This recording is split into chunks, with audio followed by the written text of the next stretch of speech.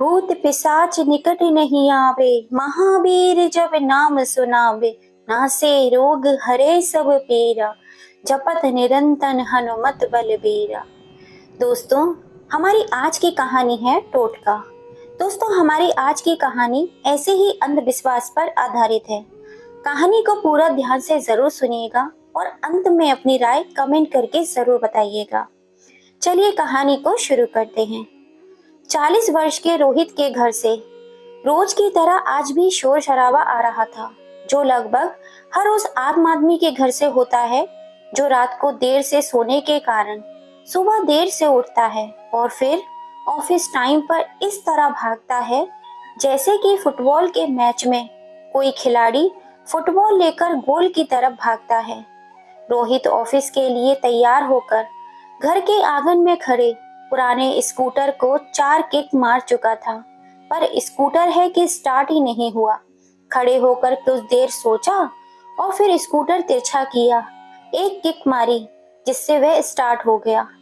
घर पूरे आंगन को धुएं से भर दिया था, पर रोहित के चेहरे पर खुशी झलक आई। किचन से उसकी 38 वर्षीय पत्नी पायल बोली, हटा क्यों नहीं देते हो इस खटारा को। इससे पहले कि रोहित कुछ बोल पाता, आंगन में बैठी रोहित की माँ, जिन्हें सब अम्मा कहते हैं, बोल पड़ी, तो लाई ना अपने पीहर से, सो तो एक साइकिल भी ना लाई है। रोहित ने स्कूटर के कान को मरोड़ा जिससे पायल तक अम्मा के तानों की आवाज ना पहुंचे, पर उसकी ये कोशिश नाकाम रही। पायल ने एक बार अम्मा की तरफ देखा और एक नजर रोहित को देखा, जो पायल की तरफ ही देख रहा था। पायल हाथ में पकड़े बेलन को आटे की लोई पर जोर से दबाते हुए बोली, बस हो गई सुबह। इससे पहले पायल कुछ और बोलती, रोहित अपनी स्कूटर को लेकर आंगन से बाहर सड़क की ओर चल दिया। पायल ने पीछे से आवाज दी, अरे क्या आज भूखे रहने का ही इरादा है? टिफिन नहीं लेना क्या? गरम पराठे को तय बनाती हुई टिफिन में रखती हुई बोली, पर रोहित ने शायद स्कूटर की खटखट में उसकी आवाज सुनी ही नहीं। पायल एक हाथ में टिफिन लिए किचन से निकली और आंगन में पड़ी चारपाई पर, जिस पर उसकी माँ जी बैठी थी, वहीं रोहित रुमाल भूल गया था, उसे भी लपक कर उठा लिया और लगभग दौड़ती हुई रोहित के पास पहुंची और टिफिन देती हुई बोली, उधर से लौटते समय ताजा ताजा सब्जी ले आना। रोहित ने स्कूटर स्टैंड से उतारा और चल दिया। जब रोहित कुछ दूर निकल गया, तब पायल ने अपने दूसरे हाथ में देखा कि रुमाल तो देना ही भूल गए। पायल ने पीछे से आवाज दी, जिसे रोहित ने नहीं सुना और चला गया। पायल की आवाज को आंगन में बैठी अम्मा ने सुन लिया था, जो बड़बड़ाते हुए बोली, कितनी बार एक ही बात कही है, ना जाने वाले को पीछे से आवाज नहीं देते हैं, अब शगुन होत है। पायल मुंह बनाते हुए वापस किचन में आकर बर्तनों को समेटते हुए बोली, हमें कोई शौक नहीं है आवाज देने का, यह बात समझाओ अपने लल्ला को, रोज कुछ ना कुछ भूल जाते हैं, ना जाने कौन सी जल्दी में रहते हैं। पहले तो सुबह को जल्दी उठने में आलस्य दिखाते हैं, फिर जाते समय घोड़े की तरह दुम लगा कर दौड़ते हैं। इतने में अंदर से अंगड़ाई लेता हुआ 18 वर्षीय सिंटू आकर अपनी दादी के पास चारपाई पर बैठता हुआ अपनी माँ पायल से बोला, मम्मी चाय बनाई है क्या?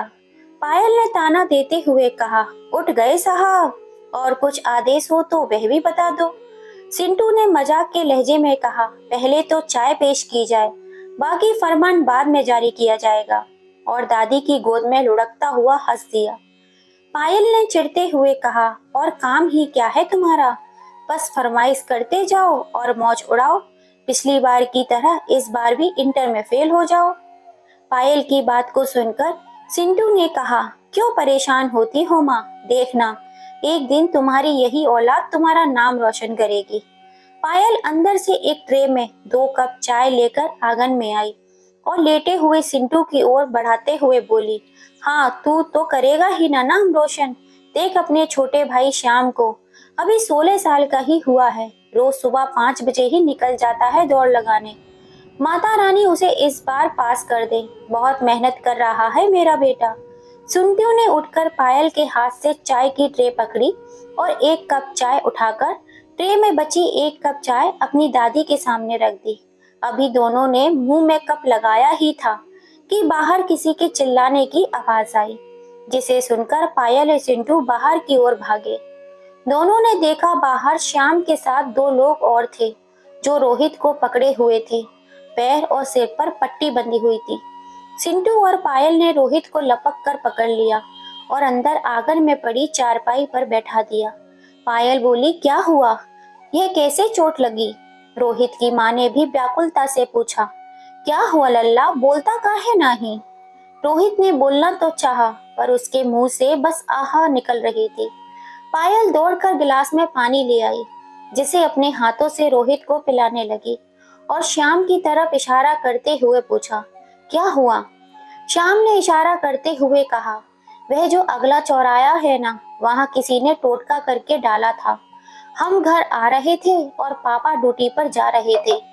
पापा स्कूटर चलाते हुए पीछे मुड़कर हमसे कुछ कहने लगे और आगे देखना भूल गए और आगे चौराहे पर रखी मटकी, नींबू और दारू और नारियल। स्कूटर का पहिया जैसे ही चढ़ा, स्कूटर का बैलेंस बिगड़ गया और स्कूटर पापा के ऊपर ही लुढ़क गया। हमने जल्दी से पापा को उठाया और हसमुख के मेडिकल स्टोर पे ही पट्टी वट्टी करा दी। हाय राम, टोटके पर गाड़ी चढ़ा दिए, पायल ने मुंह पर हाथ रखते हुए कहा और रोहित की शर्ट पर लगे सिंदूर को अपने हाथों से झाड़ने लगी, जो वहां पर गिरने से लग गया था। अम्मा मुंह बिगाड़ते हुए बोली, हम तो पहले ही कहे थे कि जात भाई को पीछे से ना टोकत, पर कोई हमारी माने तो। पायल ने अम्मा की तीखी नजरों से देखा, पर कुछ बोली नहीं और रोहित की शर्ट के बटन खोलती हुई बोली, चलो ये कपड़े उतार दो, इन पर टोटके का सामान लग गया है। टोटके की बात जानकर उसकी आंखों में भय को साफ देखा जा सकता था। रोहित और उसका परिवार टोना टोटका जैसी बातों पर विश्वास नहीं करता था, पर पायल ने आस पड़ोस की औरतों से टोटके के प्रभाव के बारे में काफी कुछ सुन रखा था। बगल के मकान में रह रही पड़ोसी मीनाक्षी वर्मा के पास कई किस्से थे जो आए दिन पायल को सुनाती रहती थी। कई बार उसने यह भी बताया कि उसके ऊपर भी किसी ने टोटका कर दिया था। उसकी तबीयत खराब रहने लगी थी, शरीर में दर्द, किसी काम में मन नहीं लगना और भूख भी नहीं लगती थी। सारे चेकअप करवाए, रिपोर्ट में कुछ भी नहीं आया। फिर किसी ने बताया कि एक तांत्रिक बाबा के पास जाना पड़ा। तांत्रिक बाबा को जब अपनी समस्या बताई तो उन्होंने ऊपरी चक्कर बताया। हाँ, यह बात अलग है कि अगर किसी डॉक्टर या समझदार आदमी को बताते तो वे इसे आलस या कहली बताता। मीनाक्षी वर्मा पायल की पड़ोसी होने के साथ साथ एक अच्छी दोस्त भी बन गई थी। मीनाक्षी अपने घर की बातों के साथ साथ मोहल्ले में किसके घर क्या हो रहा है या ये क्या हुआ है, उन सब की खबर पायल से शेयर करती थी। साथ ही साथ पायल को इस बात की सावधानी भी बरतनी पड़ती थी कि मीनाक्षी को अपने घर की बातें कम से कम बताए, क्योंकि वह जानती थी कि जिस तरह मीनाक्षी दूसरों की खबर पायल को दे रही है, उसी तरह पायल के घर की खबर भी वे दूसरों को देती होगी। पर पायल की सावधानी के बावजूद मीनाक्षी सब जानती थी। मीनाक्षी वर्मा की दो बेटियां थीं। प्रिया जो इंटर में थी, सिंटू के स्कूल में ही पढ़ती थी। पहले तो एक क्लास पीछे थी, पर सिंटू के इंटर में फेल होने से एक ही क्लास में आ गए थे। छोटी बेटी रूही 15 साल की थी, जो अभी हाई स्कूल में ही थी। पति के किराने की दुकान थी जो घर के निचले हिस्से में थी। मोहल्ले में अन्य कोई इतनी बड़ी दुकान ना होने के कारण बिक्री अच्छी खासी होती थी। मीनाक्षी वर्मा ने जब यह बात पायल को बताई कि तांत्रिक बाबा के पास हर समस्या का इलाज है, तो पायल का एक बार तो मन किया कि वह भी अपने घर की समस्या जाकर बाबा को बताए और कोई ऐसा तावीज ले आए जिससे सिंटू पास हो जाए, रोहित का प्रमोशन हो जाए और श्याम जो आर्मी की भर्ती की तैयारी कर रहा है उसका भी हो जाए। पर पायल जानती थी कि रोहित उसकी अनुमति बिल्कुल भी नहीं देंगे और सिंटू और श्याम इसे मजाक में लेंगे। रात को सभी खाना बनाकर खाकर सो गए। रोहित ने ऑफिस से 4 दिन की छुट्टी ले ली थी, इसलिए सुबह जल्दी उठकर खाना बनाने की जरूरत भी नहीं थी। फिर पायल को भी नींद आ गई। वह उसी अधेड़ उनमें बुन रही थी। अगर इन सब चीजों से लोगों को फायदा नहीं होता तो फिर लोग क्यों करते हैं? टोटके और तांत्रिक लोग किस बल पर दावे करते हैं? पायल अभी ये सब सोच ही रही थी कि तभी उसे एक बिल्ली के रोने की आवाज सुनाई दी, जो एक इंसान के छोटे बच्चे के जैसे ही थी। शायद वह घर की छत पर ही थी। उसकी आवाज से पायल को डर सा लग रहा था, क्योंकि उसने सुन रखा था कि घर में बिल्ली का रोना अच्छा नहीं होता है। पायल ने रोहित की ओर देखा, जो दवाई खाकर सो रहा था। पायल ने उसको उठाना ठीक नहीं समझा। बिल्ली अभी भी रो रही थी। इतने में आंगन में लेटी अम्मा ने आवाज लगाई, सिंटू देख, जाए बिलैया को भगा। पायल जानती थी कि इस समय ना तो सिंटू उठने वाला है और ना ही श्याम, इसलिए हिम्मत करके अपने आप उठी और झाड़ू उठाकर आंगन से छत की ओर देखते हुए मुंह से हट हट की आवाज करने लगी। पर उसकी आवाज बिल्ली तक शायद पहुंच ही नहीं पा रही थी। आंगन में लेटी अम्मा पायल को देख रही थी, जो बोली, क्या रे बहुरिया, बिल्लियां भगा रही है या उसके खिलाफ नारे लगा रही है? अम्मा बहुत देर से रो रही है। पायल ने कहा, वो तो मैं हूँ सुन रही हूँ, ऊपर जाके भगा ससुरी को। हमारे पैरों में सीढ़ी चढ़ने की दम होती तो अब तक भगाई चुकी होती। अम्मा ने पायल में दम भरते हुए कहा। अब पायल को लगा जो करना है उसी को करना है। ऐसा सोचकर वे सीढ़ियों की ओर बढ़ने लगी। कुछ हिम्मत दिखाकर आधी सीढ़ियों तक पहुंची। बिल्ली अभी भी रो रही थी। पायल डरते डरते छत पर पहुंची। घोर अंधेरी रात थी। उसने देखा उसके ठीक सामने एक काली मोटी बिल्ली बैठी हुई थी। उसकी सिर्फ आंखें ही चमक रही थी।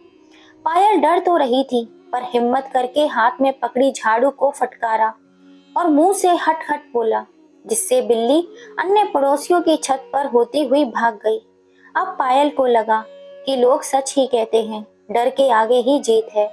पायल अभी खुद को बहादुर ही समझ रही थी कि तभी उसे लगा कि पीछे से कोई काली आकृति है जो उसकी ओर बढ़ रही है। पायल की इतनी हिम्मत नहीं हो रही थी कि वे पीछे मुड़कर देख ले। वे अपनी दोनों आंखें बंद करके बस बुत बनी खड़ी रही। अचानक वह आकृति पायल के आस पहुंची और पायल के कंधे पर हाथ रख दिया।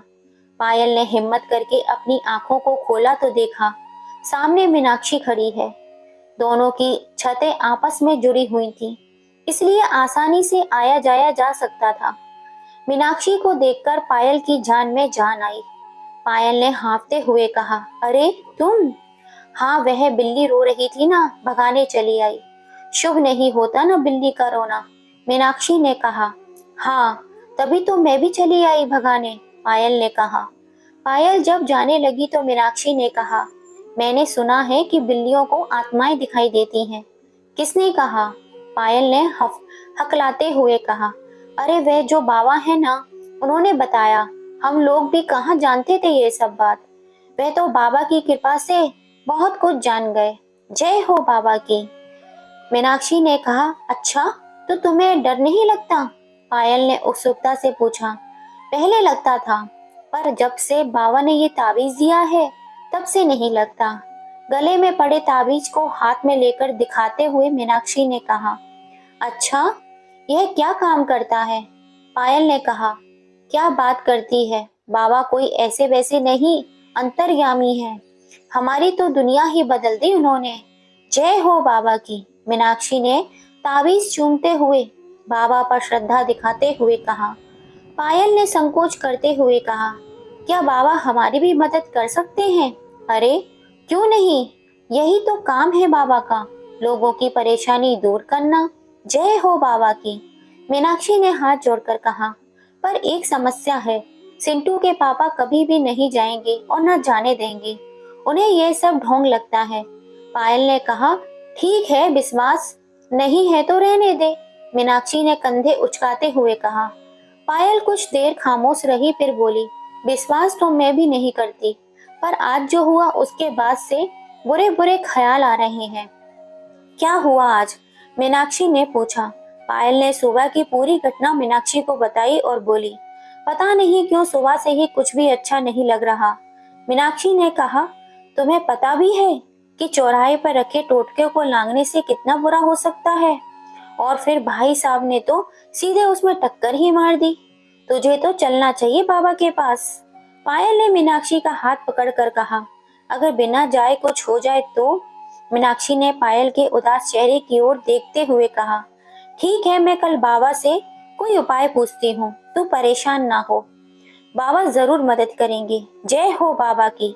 मीनाक्षी के आश्वासन से पायल का मन कुछ हल्का हुआ और वह नीचे आकर कुछ देर सो गई।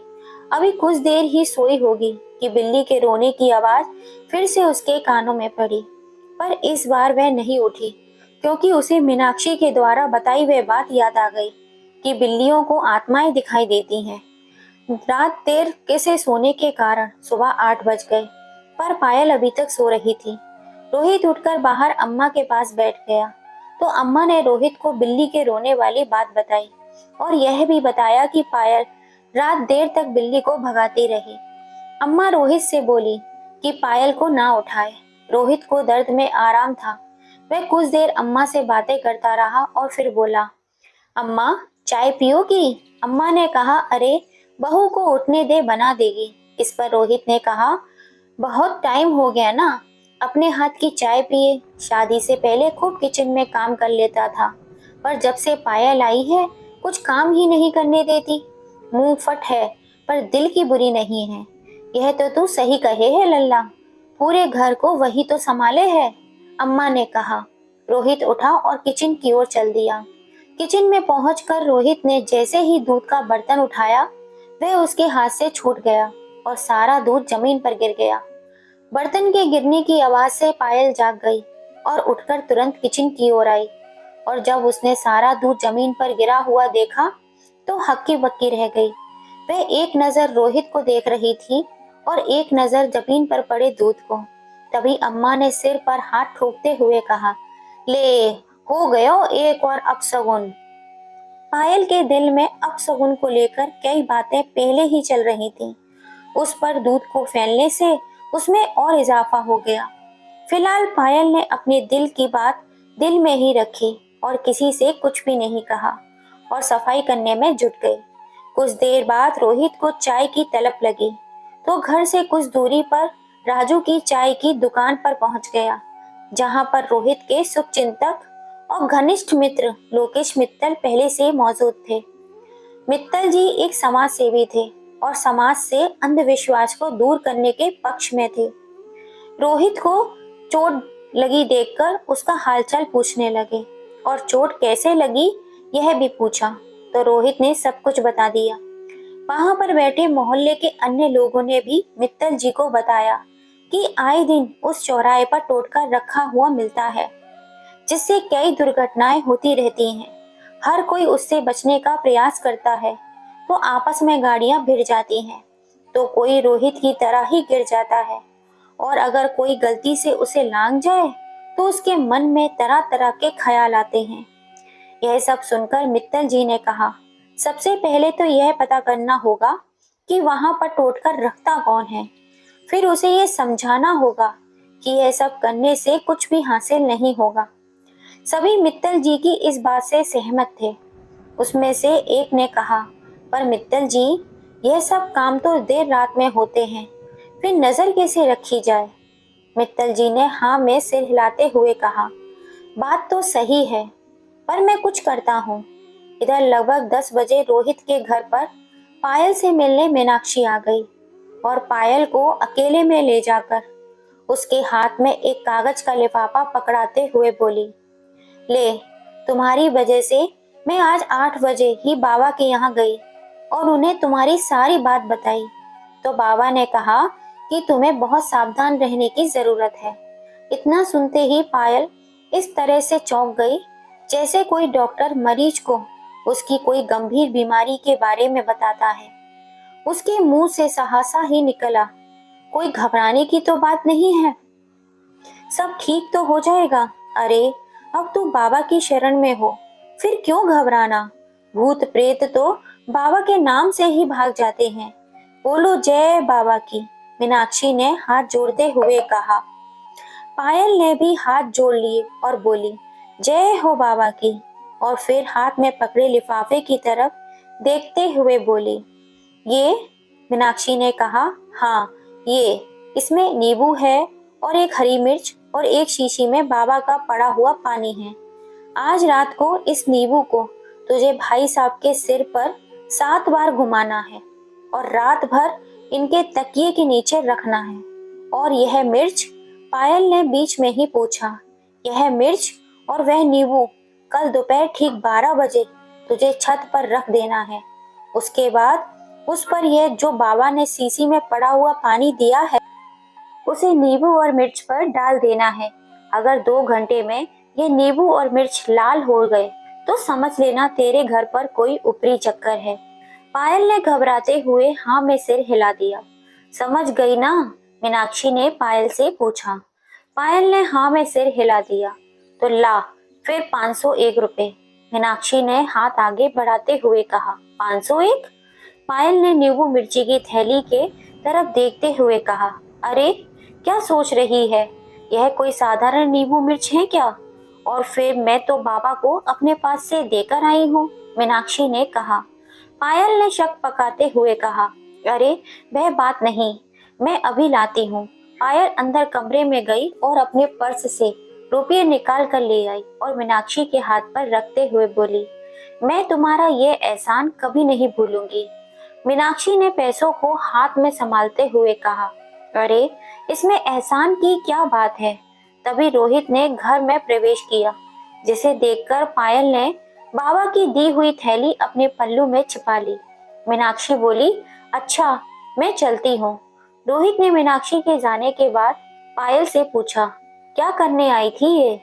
कुछ नहीं, ऐसे ही मिलने चली आई, पायल ने कहा। और मेरे दोनों सपूत नजर नहीं आ रहे? रोहित ने मजाक के मूड में कहा।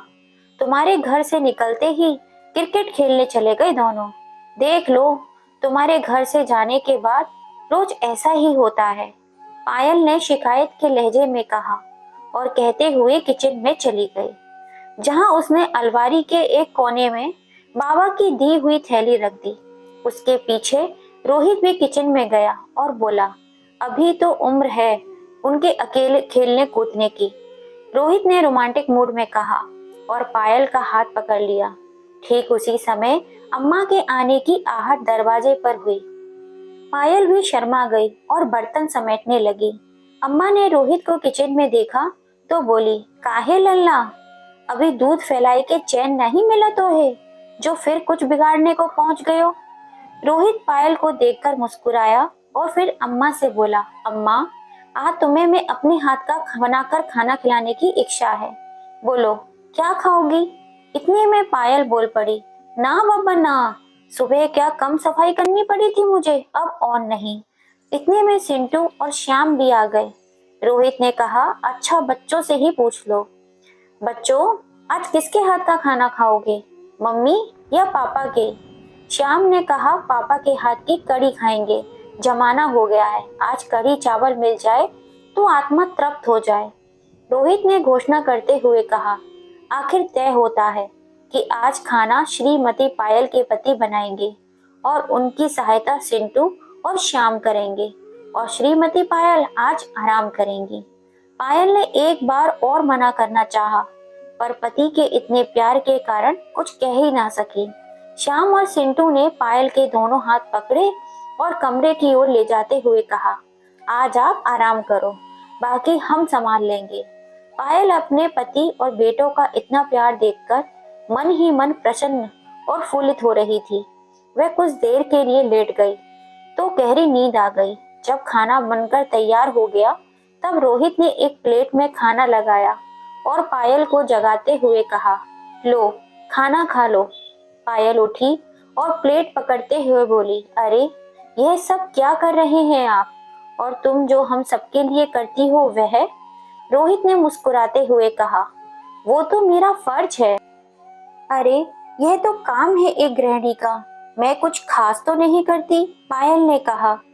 तो क्या तुम्हें खुश रखना हमारा फर्ज नहीं है? देख रहा हूँ कल से कितनी उदास हो, रोहित ने पायल के पास बैठते हुए कहा। पायल ने रोहित के सीने पर सर रखते हुए कहा, कितनी खुशकिस्मत हूँ मैं जो तुम जैसा हमसफर मिला। रोहित ने प्लेट उठाते हुए कहा, अच्छा खाना खा लो, नहीं तो ठंडा हो जाएगा।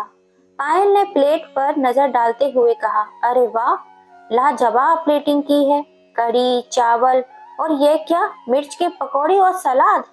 रोहित ने कहा, जानता हूँ कि तुम्हें मिर्च के पकौड़े कितने पसंद थे।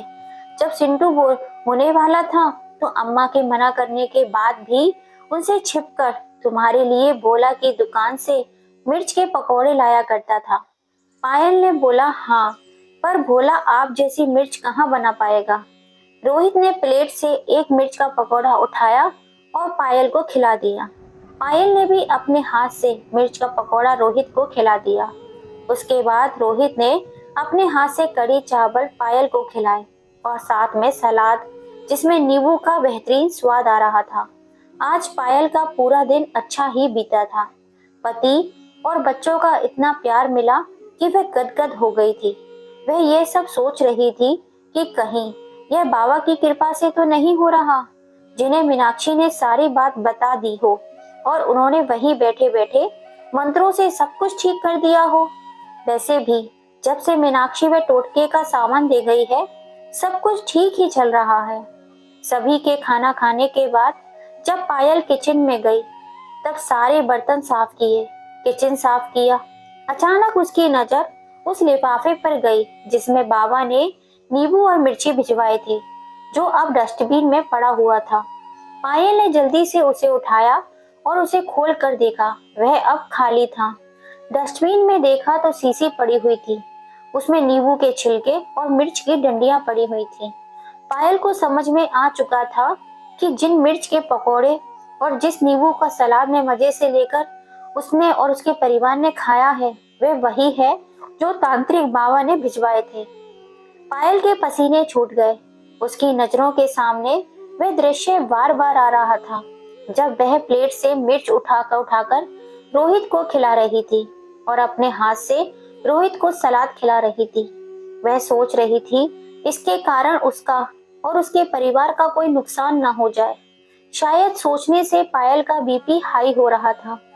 अचानक श्याम किसी काम से किचन के पास गया तो पायल का सिर हाथ रखते हुए देखा। उसने पूछा, क्या हुआ माँ, सिर में दर्द हो रहा है क्या? इससे पहले पायल कुछ बोल पाती उसे चक्कर आ गया और वह जमीन पर गिरने लगी। अगर श्याम समय पर रहते उसे पकड़ नहीं लेता तो वह वहीं जमीन पर ही गिर जाती और उसे चोट भी लग सकती थी। श्याम ने झट से पकड़कर पायल को चारपाई पर लेटा दिया और सिंटू और रोहित को आवाज दी। तुरंत डॉक्टर को बुलाया गया और कुछ ट्रीटमेंट के बाद पायल को होश आ गया। डॉक्टर ने बेहोश होने की वजह बीपी का बढ़ना बताया। जब मीनाक्षी को पायल की तबीयत के बारे में पता चला तब वह मिलने चली गई। पायल ने मीनाक्षी को सारी बात बताई कि किस प्रकार उसके परिवार ने तांत्रिक बाबा के दिए हुए टोटके को ही खा लिया है और उससे फिर से आग्रह किया कि वह बाबा से कोई उपाय पूछे। उसकी बात सुनकर मीनाक्षी ने कहा, यह गलतियां तुम लोग नहीं कर रहे हो, बल्कि कोई अदृश्य शक्ति करा रही है। मीनाक्षी ने पायल को यह आश्वासन दिया कि वह कल सुबह ही बाबा से मिलने जाएगी और उन्हें सारी घटना के बारे में बताएगी। और साथ ही मीनाक्षी ने यह भी इशारा कर दिया कि इस बार पहले से भी ज्यादा खर्चा हो सकता है। जब यह बात मीनाक्षी ने पायल को बताई तो पायल ने कहा, कोई बात नहीं, बस फायदा होना चाहिए। अब देखो ना, मुझे भी बीपी बढ़ने की कभी कोई शिकायत नहीं हुई, पर टोटका गड़बड़ होने से क्या हो गया? कोई बात नहीं, बाबा पर विश्वास रखो। जय हो बाबा की, मीनाक्षी ने हाथ जोड़ते हुए कहा। पायल ने भी हाथ जोड़े और धीरे से बोली, जय हो बाबा की। मीनाक्षी के जाने के बाद पायल काफी देर यही सोचती रही कि क्या मजबूरी है कि वह यह सब रोहित को बता भी नहीं सकती। अगर उसे इसकी जरा भी भनक भी लग गई तो समझो कयामत ही आ जाएगी, क्योंकि रोहित को जादू टोना पर तनिक भी विश्वास नहीं है और ना वह यह सब पायल को करने देंगे। पायल बहुत ही भयभीत थी और इसी कारण उसे यह सब विचार आ रहा था कि जो पहली गलती रोहित से चौराहे के टोटके को बिगाड़ने से हुई है, और दूसरी गलती टोटके को खाने से हुई है। कहीं वह उसे और उसके परिवार को कोई हानि न पहुंचाए। और उधर मित्तल जी चौराहे पर टोटका रखने वालों को पकड़ने के लिए योजनाएं बना रहे थे। इसलिए उन्होंने रोहित के साथ साथ मोहल्ले के अन्य जिम्मेदार नागरिकों को राजू की चाय की दुकान पर बुलाया, जो इसके खिलाफ थे। जब सभी वहां पहुंचे तब मित्तल जी ने बताया कि उन्होंने एक चौकीदार, जिसकी इस इलाके में रात को ड्यूटी लगती है, उसको इस चौराहे पर विशेष ध्यान देने और सभी को फोन करके बुलाने की जिम्मेदारी दी है। पर इसके लिए वह कुछ शुल्क लेगा।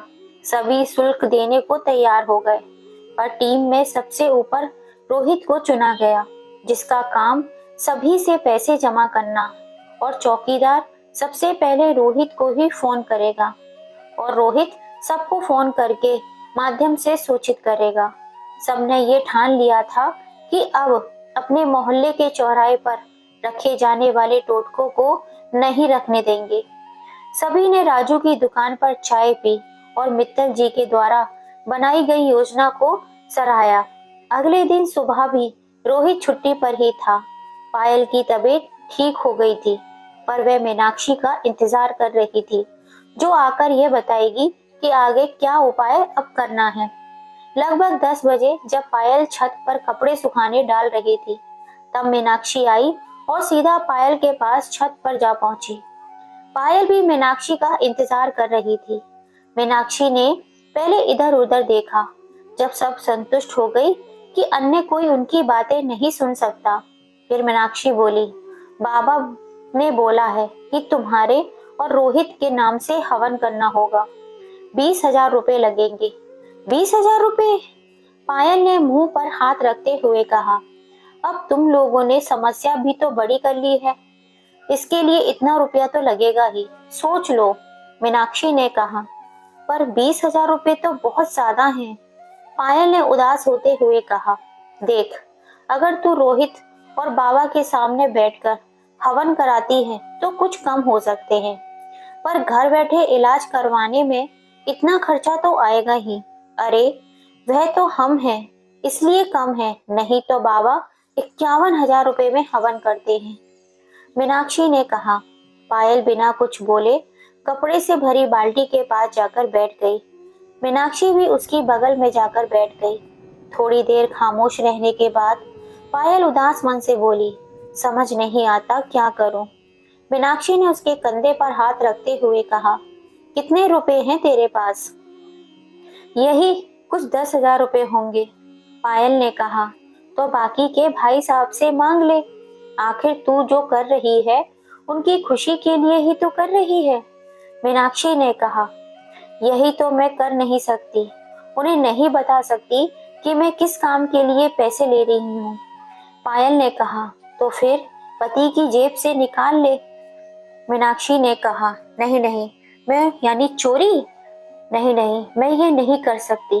पायल ने कहा, अरे चोरी कैसे? क्या पति की कमाई पर पत्नी का अधिकार नहीं होता? और फिर तू कौन सा गुलछड़ने उड़ाने के लिए दे रही है? मीनाक्षी ने कहा, चल रहने दे, यह सब तेरे बस का नहीं है। पायल ने उदास मन से कहा, अरे मन क्यों छोटा करती है, एक उपाय है। मीनाक्षी ने कहा, क्या? पायल ने उत्सुकता से पूछा। तेरा काम 10,000 से चल सकता है। मीनाक्षी ने कहा, वह कैसे? पायल ने मीनाक्षी की ओर देखकर उत्साहित से होते पूछा। मीनाक्षी ने कहा, देख, एक उपाय है कि तू बाबा से हवन करवा ले और उसके बाद टोटका चौराहे पर तू अपने आप रख कर आ जाना। मैं और टोटका रखने, वह भी चौराहे पर? क्या बात करती है? पायल ने कहा, यार तुझे रिजल्ट भी बढ़िया चाहिए और कुछ करना भी ना पड़े और ना ही कुछ खर्च हो, मैं ही पागल हूँ। इतना कहकर मीनाक्षी उठने लगी। पायल ने मीनाक्षी का हाथ पकड़ते हुए कहा, अरे नहीं, तू नाराज क्यों हो गई? तू बात ही ऐसी करती है। मीनाक्षी ने कहा। पायल ने मीनाक्षी से कहा, देख, तू तो जानती ही है कि सिंटू के पापा कितने हिसाब से घर चलाते हैं, इसलिए एक एक पाई खर्च करते डर लगता है, कहीं सारा पैसा खर्च कर दिया और टोटका कुछ काम भी नहीं किया तो? अरे करेगा क्यों नहीं, हमें देख, खुलकर बाबा की शरण में हैं और उनके ही टोटके की वजह से इनकी दुकान मोहल्ले की नंबर 1 दुकान है। किसी चीज की कमी है क्या हमारे पास? सब बाबा की कृपा से ही तो है। जय हो बाबा की। मीनाक्षी ने हाथ जोड़ते हुए कहा, वह तो तू ठीक कह रही है, पर फर्क इतना है कि तेरे पति उन पर विश्वास करते हैं और मेरे पति टोटके का नाम सुनते ही भड़क जाते हैं। पायल ने कहा।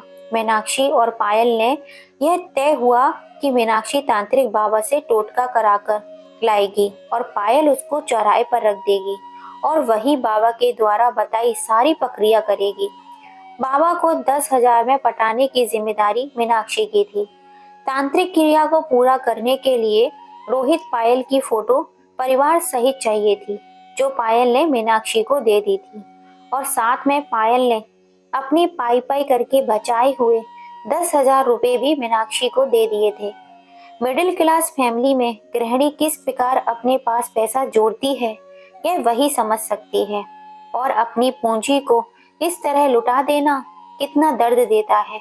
पर पायल जिस काम के लिए पैसा दे रही थी, वह था उसकी आत्मसंतुष्टि, उसके मन का डर। मीनाक्षी पैसा और फोटो लेकर चली गई और बोलकर गई थी कि वह रात को लगभग 11 बजे टोटके का सारा सामान और विधि लेकर पायल के पास आएगी और उसके साथ चौराहे पर टोटका रखने चलेगी।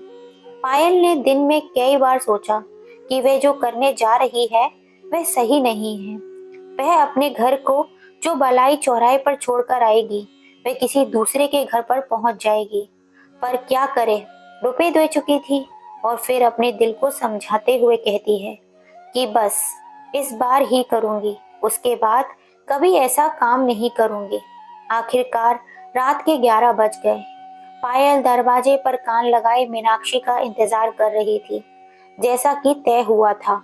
ठीक 11 बजे पायल को अपने आप घर के बाहर आना था। दरवाजा खटखटाने से घर के अन्य सदस्य जाग सकते थे। पायल ने चुपके से दरवाजा खोला और बाहर निकल आई। वह शायद पहली बार होगा कि पायल रोहित की बिना आज्ञा के घर से बाहर निकली होगी। उसने देखा मीनाक्षी पहले से ही खड़ी है। उसने काली शॉल ओढ़ रखी थी और उसके हाथ में एक पोटली थी जिसमें टोटके का सामान था। अब दोनों चौराहे की ओर बढ़ने लगी कि कुत्ते उन्हें देखकर भौंकने लगे, जिससे दोनों को बहुत डर लग रहा था। जब भी कोई कुत्ता भौंकते भौंकते उनके पास आ जाता तो वे दोनों आपस में चिपक जाती और हट हट की आवाज करके उन्हें दूर भगाने का प्रयास करती। डरते डरते दोनों चौराहे तक पहुंच गई। वहां पर पायल ने भी खुद को अपनी शॉल से ओढ़ लिया और पोटली से एक पर्चा निकाला जिसमें तांत्रिक बाबा ने टोटके की सारी क्रिया विधि लिख रखी थी। मीनाक्षी ने टॉर्च दिखाई और पायल उसे पढ़ रही थी। इसी बीच वहां पर तैनात चौकीदार ने उन्हें दूर से देख लिया और रोहित के पास फोन लगाकर बताया कि 2 लोग चौराहे पर टोटका रख रहे हैं, जल्दी से आ जाओ। रोहित उठा तो उसने देखा कि पायल अपने बिस्तर पर नहीं है, पर वह यह सोच के कि शायद बाथरूम में होगी, उसको जल्दी ही था, इसलिए तुरंत पैदल ही चौराहे की ओर चल पड़ा। रास्ते से ही उसने मित्तल जी और अन्य लोगों को फोन लगा दिए कि चौराहे पर कोई टोटका रख रहा है। उधर पायल तांत्रिक बाबा के द्वारा दिया गया पर्चा पढ़कर सारी क्रियाएं पूरी कर रही थी। थोड़ी ही देर में रोहित वहां पर पहुंच गया। उसने देखा कि टोटका करने वाली 2 औरतें हैं, तो दूर से ही उनसे कहने लगा, क्या कर रहे हो तुम लोग, कौन हो? पायल और मीनाक्षी दोनों ने ही शॉल ओढ़ रखी थी, जिससे अब चेहरा भी ढक लिया था, और डर के मारे वहीं पर खड़ी हो गई। पायल आवाज से पहचान गई थी कि वह रोहित है, पर रोहित के सवालों से यह समझ गई थी कि रोहित ने उन्हें पहचाना नहीं है, इसलिए दोनों घर की ओर चल दी। पर तभी उधर से मित्तल जी आ गए, जिनके हाथों में उनका पालतू कुत्ता था। मोहल्ले के वह लोग भी आ गए जिनको रोहित ने फोन किया था। वे दोनों चुपचाप फिर उसी स्थान पर आकर खड़ी हो गईं। वहां पर बाकी सभी मर्द थे, इसलिए औरतों को दूर से ही पूछ रहे थे कि वह ऐसा क्यों कर रही हैं। पायल और मीनाक्षी बिना कुछ बोले मुंह ढके चुपचाप खड़ी रहीं। रोहित ने उन्हें समझाना शुरू किया कि आप लोग जो कर रहे हैं उससे आपको कुछ हासिल नहीं होने वाला है, बल्कि इससे आप अपने लिए ही और समस्याएं खड़ी कर रही हैं। यह मात्र आपका अंधविश्वास है और कुछ नहीं। यदि इन सब से ही धन धान्य और सुख की प्राप्ति होने लगी तो व्यक्ति को अन्य कर्म करने की क्या जरूरत पड़ेगी। रोहित ने उन्हें यह भी बताया कि हम सभी उन लोगों को पकड़ना चाहते हैं जो इस चौराहे पर टोटका रखते हैं, पर हम यह नहीं जानते कि वह आप जैसे अच्छे घरों की दिखने वाली महिलाएं भी हो सकती हैं। रोहित ने हाथ जोड़कर कहा, आप दोनों महिलाएं हैं, हम सब मोहल्ले वाले आपसे विनती करते हैं कि आगे से आप ऐसा काम ना करें। पायल की आंखों में से आंसू बह रहे थे, पर वह मुंह ढके चुपचाप खड़ी रही। रोहित ने चौराहे पर रखी टोटके की पोटली को इशारा किया करते हुए कहा, अब आप लोग अपना ये सामान उठाइए और अपने घर जाइए। पायल और मीनाक्षी जैसे ही सामान उठाने के लिए झुकी, उनके सिर से शॉल सरक गई। रोहित की नजर जैसे ही पायल पर पड़ी, मानो उस पर हजारों बिजली गिर गई हो। उसके मुंह से अचानक निकला, तुम? और वहां पर खड़े सभी लोग के मुंह से एक साथ निकला, भाभी। सभी रोहित के चेहरे को देख रहे थे। उसकी हवाइयां उड़ रही थी। रोहित की कुछ समझ में नहीं आ रहा था कि वह कुछ बोले या चुप रहे। वह सभी के सामने लज्जत महसूस कर रहा था। इतने में मित्तल जी, जो समझ चुके थे कि रोहित इस सबसे अनजान है, रोहित के पास आए और बोले, जाओ, तुम लोग अपने घर जाओ, यह घर का मामला है, इसे घर में ही सुलझाओ। रोहित ने वहां पर पायल से कुछ नहीं कहा और वह सीधा घर की ओर चल दिया। पायल भी उसके पीछे पीछे चल दी, जिसके पीछे मीनाक्षी भी थी। रोहित जब घर पहुंचा तो वह सीधा अपने कमरे में जाकर बेड पर बैठ गया। पीछे से पायल भी रोहित के पास जाकर सिर झुकाकर खड़ी हो गई। उसकी आंखों से आंसू की धारा बह रही थी। रोहित ने एक नजर पायल की ओर देखा और फिर नफरत से निगाहें फेर ली। रोहित के ऐसा करने से पायल उसके पैरों में गिर गई और जोर जोर से रोने लगी। रोहित कुछ नहीं बोला। वह गुस्से से पायल को निहारता रहा। पायल के रोने की आवाज सुनकर आंगन में लेटी हुई अम्मा उठकर उनके कमरे में आ गई और साथ ही पास वाले कमरे में श्याम और सिंटू भी उठकर आ गए। अम्मा ने पायल के कंधे पर हाथ रखते हुए कहा, क्या हुआ रे बहुरिया? पायल अम्मा के गले लग गई और जोर जोर से रोने लगी। माँ को रोता देख श्याम और सिंटू की आंखें भर आईं। वह दोनों भी पायल के पास बैठ गए और पायल को चुप कराने लगे। सिंटू ने पायल को चुप कराया और कहा कि चुप होकर पूरी बात बताइए। पायल ने खुद को संभालते हुए शुरू से अंत तक की सारी बात बताई और साथ ही यह भी बताया कि वह डर गई थी कि कोई अनहोनी न हो जाए, इसी कारण उसने ऐसा किया। उसकी पूरी बात सुनकर अम्मा ने रोहित से कहा, लल्ला, बहू ने कुछ ऐसा गुनाह न करो कि माफ न किया जा सके। मेरी मान माफ कर दे जाए। साथ ही श्याम और सिंटू ने भी कहा, हाँ पापा, माफ कर दो प्लीज। देखा जाए तो उन्होंने कुछ गलत नहीं किया है, वह हमारी खुशी के लिए ही किया है। रोहित ने पायल की ओर देखा, जो रोहित के पैरों के पास बैठकर बस रोए जा रही थी। उसको उठाया और उसके आंसू पहुंचते हुए उसे अपने पास बिठा लिया और गले से लगा लिया। श्याम और सिंटू भी दोनों उनसे लिपट गए। दोस्तों, हमें ये कहानी बताती है कि कभी भी किसी भी परिस्थिति में हमें किसी भी तांत्रिक बाबा के चक्कर में और अंधविश्वास पर भरोसा नहीं करना चाहिए। सदैव अपने ईश्वर पर विश्वास रखें, आस्था रखें। वह वो शक्ति होती है जो बड़ी सी बड़ी परेशानियों को दूर कर सकती है। अगर आपकी सोच और नीयत अच्छी है तो आपके साथ कभी भी कुछ बुरा नहीं हो सकता। चाहे चौराहे पर कुछ भी पड़ा हो, भगवान राम का नाम लो और आगे बढ़ जाओ, फिर कभी कोई भला बुरा आपको छू भी नहीं पाएगी। कहते हैं ना, भूत पिशाच निकट नहीं आवे, महावीर जब नाम सुनावे।